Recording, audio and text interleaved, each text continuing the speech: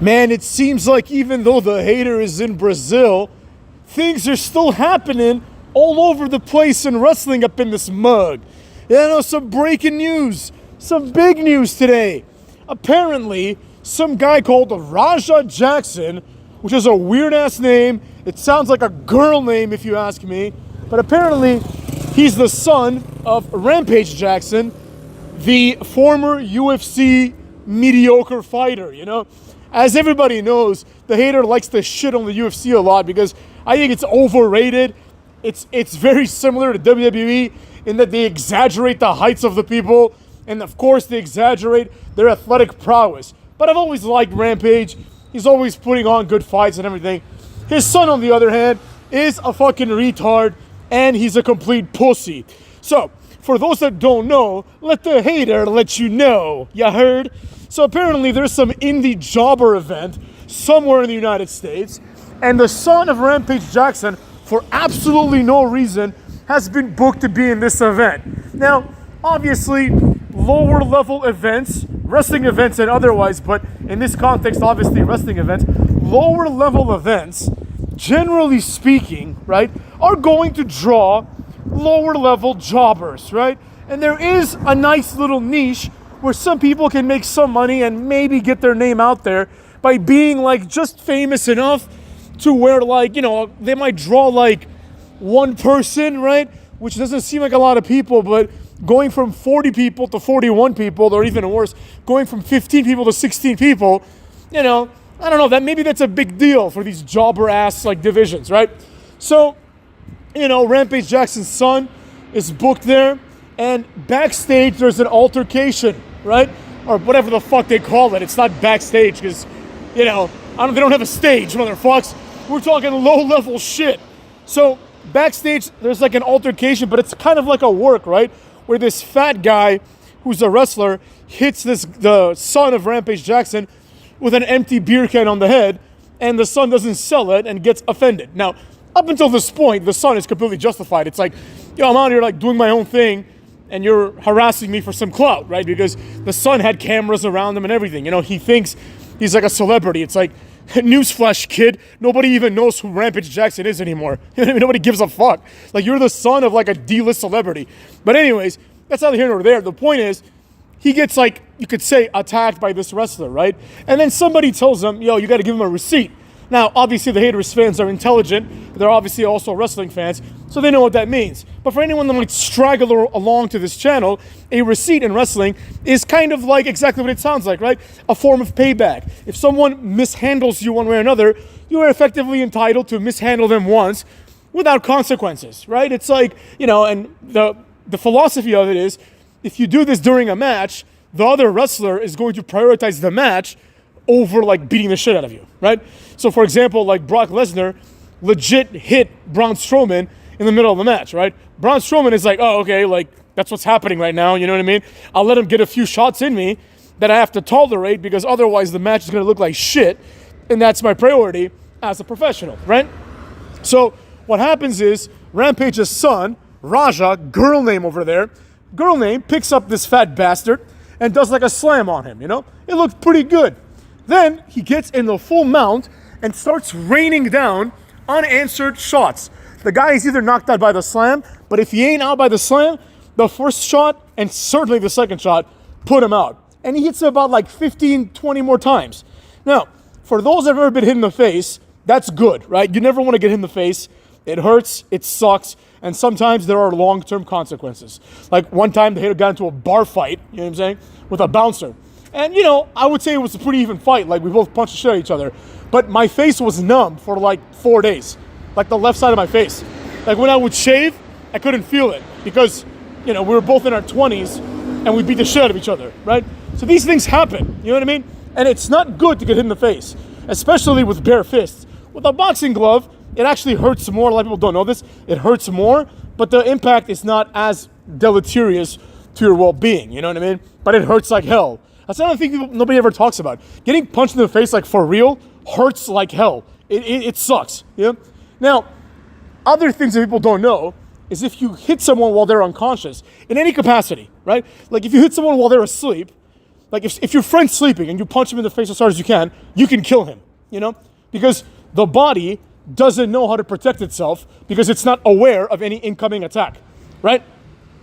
Similarly, they always say, they have that saying, like the hits, the strikes that hurt the most are the ones you don't see coming. There is a reason for that. When you see something coming, you inevitably brace for it, right? They've done experiments. If you stand on the other side of glass and someone throws a ball at the glass, you will flinch, right? It's almost impossible not to flinch because your body just reacts. If you don't see it coming, your body has no way of reacting. And this is no more obvious than it is when you're unconscious, because even if you don't see a punch coming, you might be able to hear it. You might be able to hear a person, run behind you, and your instincts take over. But in this case, that's not an opportunity that this guy was afforded. So this fucking complete animal, this savage, Raja, just rains 18, 20 shots on this guy. Now, the problem that I have with this, obviously, is that if you're going to be a piece of shit and attack someone that can't defend themselves, that's it. For me, I draw the line. You are a piece of shit. You are a fucking monster. And in my opinion, this guy should go to prison, People have gotten a little too comfortable avoiding prison nowadays. You know what I mean? Especially celebrities or the children of celebrities. They've gotten way too comfortable avoiding prison. It's fucking inexcusable, you know what I mean? I'm talking about Will Smith for hitting Chris Rock. I'm talking about, obviously, Hunter Biden, you know what I mean? But he's the son of the president. I mean, of course he's going to get away with it. People have gotten too comfortable with this shit. We need to hold people accountable, motherfuckers. We can't be doing this, There are rules to the game, right? Even in boxing, right, which is a combat sport, there's a rule, right? If you hit someone after the bell rings, that's assault and battery. That's illegal. Now, they tolerate it because often it's by accident, but that's why people react so poorly to that. Because you could hurt somebody because they're not expecting to get hit after the bell rings, number one. And two, they've only agreed to be hit while the round is going on. So that's the issue that a lot of people have with things like this.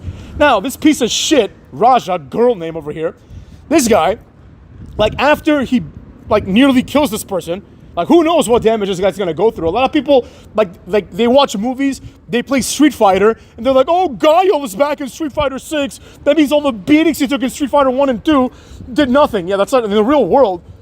If you get a severe beating like that, it'll impact the rest of your life, literally. I'm not even exaggerating. You know what I mean? You will be a shell of yourself. That's why a lot of times when an MMA fighter or a boxer gets knocked out once, it's over. They're never the same again. Your body literally changes you. You see what I'm saying? So with all that being said, I mean, I think the issue that we have here, the issue at hand, comes down to something else, right? After this, it turns out that this Raja guy, and here I do sympathize with him a little bit. Not sympathize, but I empathize with him a little bit, right? He was like, yeah, I ain't no bitch, right? And this is the problem. This is the real big problem. Obviously, it's secondary to the fact that a man was hospitalized because this person is a pussy and a coward. Because at the end of the day, that's what it comes down to. Raja is a pussy. You know what I mean? He's a pussy. I'm not afraid of him at all. He'd probably kick my ass. I mean, he is Rampage's son, right? And he is trained to be an MMA fighter. But I wouldn't be afraid of him at all because when it was time to be a man, he couldn't do it, right? And there's nothing wrong with that because it was just a work, right? But if he was so offended to the point where he wanted to beat the shit out of this guy, he should have done it when the guy was in front of him and conscious. Not when he basically sucker punched him and nearly killed him, right?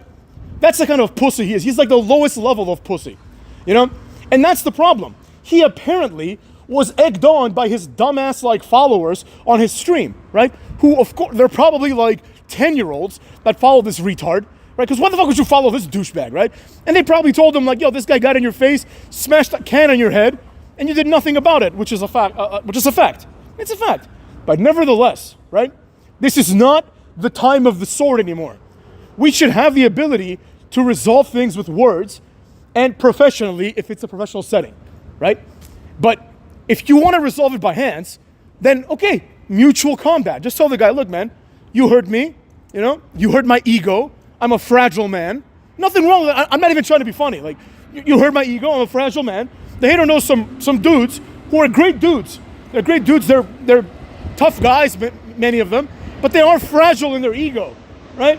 And they're the kind of person that if you offend them, they're gonna want to fight you, right? They're not gonna take it as far as Raja did because they're not fucking insane, but they're gonna want to fight you, right? They're gonna want to sort this out physically, but they're not gonna sucker punch you. They're gonna be like, look, man, you offended me. I want to fight you now. right? Then the other person can back out and be like, look, I'm sorry. Or they can fight and, you know, shake hands afterwards if need be, right? This is not what happened. This guy is just a piece of trash. And the fundamentals come down just to that, right? Now, this is also interesting from the perspective of the hater because it inherently has to do with wrestling, which is what the hater talks about here, right? And in wrestling, this is like a no-go, right? This is the equivalent of like Vin Diesel and The Rock having a fight scene during a movie, and because they had an argument like a week before or even that day, Vin Diesel picks up a real pipe and smashes The Rock on the head, right? While The Rock thinks they're filming a movie. That's the part that I think a lot of people aren't focusing on, right? They're focusing on, oh, this guy's an animal, he's a savage, he's a piece of shit, he should go to jail. A lot of people are saying this, right? But nobody's really talking about like the ethics, like the morals of this, right? This is not a man standing up for himself, right? And that's what Raja like kind of played it off as in the stream afterwards. He's like, nobody calls me a bitch. It's like, yes, they do. You are a bitch. You know what I mean? You are a bitch. And that's a weird thing because a lot of people think that like if you're a tough guy that beats people up, that you're not a bitch. No, you could still be a bitch, as we see in this case, right? You could be a bitch. You don't have the balls to go to this man one-on-one, right? Face to face. You have to do it in a sneaky, underhanded way.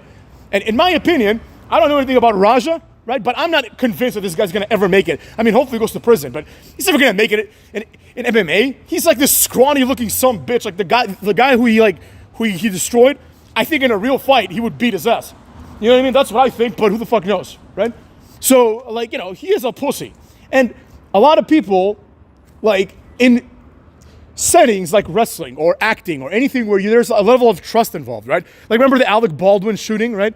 It's like that, right? Where if this level of trust that people like have come to expect is breached, people take it very seriously. You know what I mean?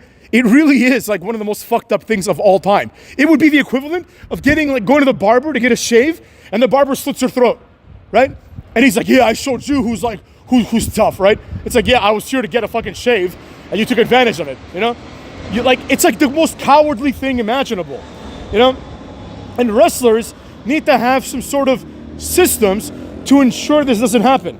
And quite frankly, I don't want to bring this back to WWE because obviously it would be disingenuous to blame this on Triple H, although I wish I could for the lulz.